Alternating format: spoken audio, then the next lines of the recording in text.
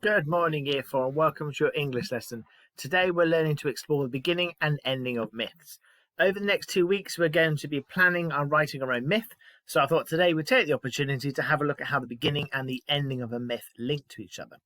This is really important because we don't want to start one story at the beginning and another complete story at the end of it. You want to make sure there's a link between what happens right at the beginning of the story and what happens right at the end of the story. So today we're going to be looking again at these three model texts that we use: Liberality, Kissed by the Moon, and The Man Who Cut Down Trees. And once again, I've attached them to this assignment so you can have another read of them if you've forgotten what those three myths are. And we're going to have a look at how the beginning of each myth is linked to the end of each myth. So let's start with Liberality. At the beginning of Liberality, Phalaenarus is a kind and generous person, and the whole speaks about how wonderful a person he is. And at the end of the story, the god Liber rewards him with a lovely vineyard. Okay, so today we're really interested in what happens right at the beginning and how there's a link to what happens right at the end. We're not really interested in what's happening in the middle of the story, but just the beginning and end. So you can see here, Phalaenarus, because he was such a wonderful and lovely and kind person at the beginning of the story, he's rewarded at the end of the story with his very own vineyard by one of the gods, Liber. So you can see the link there. He's lovely and wonderful. He gets his wonderful reward at the end of it. If we move on to the next one, Kissed by the Moon. So we start off, Diana is sad because she is lonely. So the goddess Diana is very sad. She's very lonely. But at the end of the story, Diana is happy because she has Endymion. I might have said that wrong, but I'm going to go with Endymion. Okay, so remember there's a whole story about where she finds him sleeping and then she kind of kidnaps him and keeps him asleep forever, but they're both really happy. So we have someone sad at the beginning and then they're happy at the end. You can see that link between the two. It's all linked to how she was feeling at the beginning and how she's now feeling at the end. The last one, The Man Who Cut Down Trees. Well, here now we've got to really guess his name now. I'm going to go with Erysichthion. Erysichthion doesn't care that he might anger the gods by cutting down trees. So that's what happens at the beginning of the story. At the end of the story, Ceres curses Erysichthion for cutting down trees and he ends up eating himself.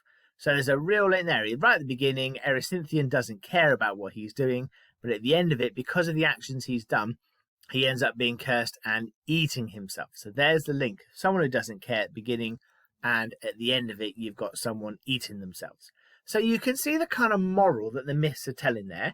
If you're a nice person, you will get rewarded for the nice things you do. If you're sad, eventually life will work out better and you'll be happy.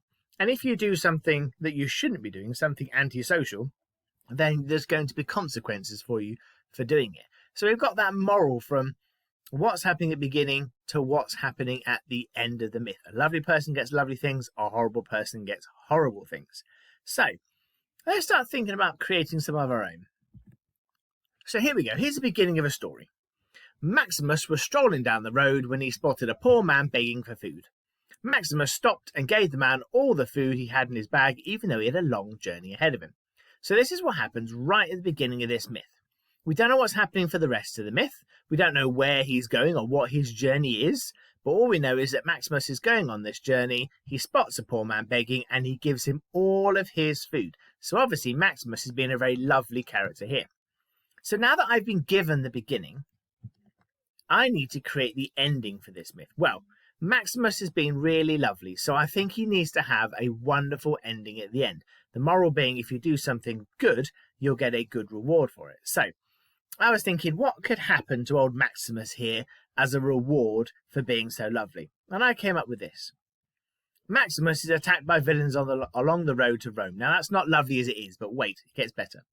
Apollo, the god of healing, spots Maximus on the brink of death and breathes life back into him. So because he did that wonderful thing at the beginning, even though he's got that horrible thing where he's attacked, the gods actually help him and bring him back to life. And at the end of it, Maximus is able to travel to Rome and see his wife Minimus. Okay, so because Maximus did something lovely with the beggar at the beginning, the ending of the story, the gods do something lovely for him and he goes back and sees his wife Minimus. What about then if we took the same story, Maximus strolled down the road when he spotted a poor man begging for food, but this time, rather than helping him, Maximus murdered the beggar and stole all of his money.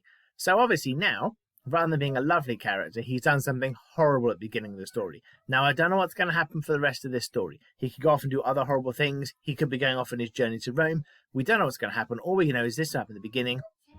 And now I'm going to think about what's going to happen at the end of this story. Well, obviously, I want something horrible to happen to the end. So what I've gone with is Vulcan, the god of volcano, erupts Mount Vesuvius in Pompeii, cooking Maximus and his dog Woofus alive. Okay, so something's horrible's happened. He's got all the way to Pompeii, and Mount Vesuvius explodes, and he gets cooked alive with his dog Woofus. So you have that thing where he was horrible at the beginning of the story. We do not know what happens in the rest of this myth, but at the end of it, something horrible happens to him as a link to his first actions he did. So today, what you've got in the activities in the assignment is you've got 4 of these grids with the beginning and ending. Now, in some of them, you've been given the beginning, and in one of them, you've been given the ending, and in one of them, they're completely blank. So what you need to do here is you can read the beginning bit, and that's what happens at the beginning of the story, and now you need to write what happens in the end of the story in the box next to it.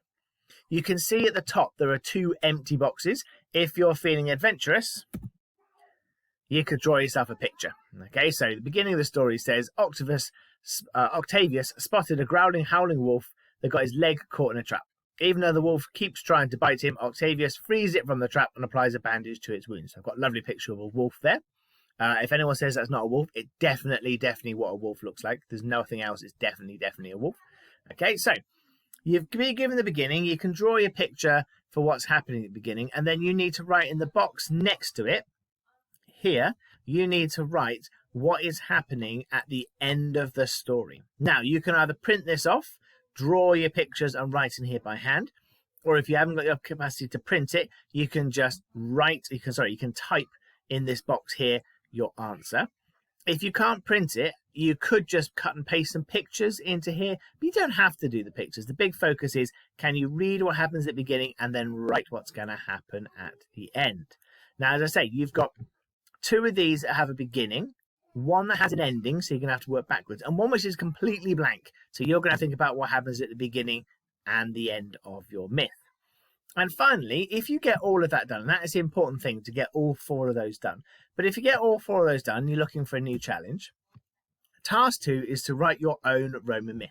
So using one of the myth sheets you've completed, write the whole myth. Don't forget to make sure the beginning and the ending link. So for example, if you wanted to pick this one, this is what happens at the beginning. You've already filled in this sheet to say what happens at the end. So rather than just having this kind of planning grid here with pictures and links between the beginning and end, you would write the entire myth. What happens after Octavius frees the wolf, all the rest of the myth, right up until the end where your lovely thing happens to Octavius at the end. So remember, today the big focus is, can you make sure you link the beginning and the end of the myths? Make sure you do the writing bit especially. You can end up doing pictures in there if you want. And if you're feeling adventurous, you can take on the task of actually writing the myth that goes with them. I'm looking forward to seeing what you get up to.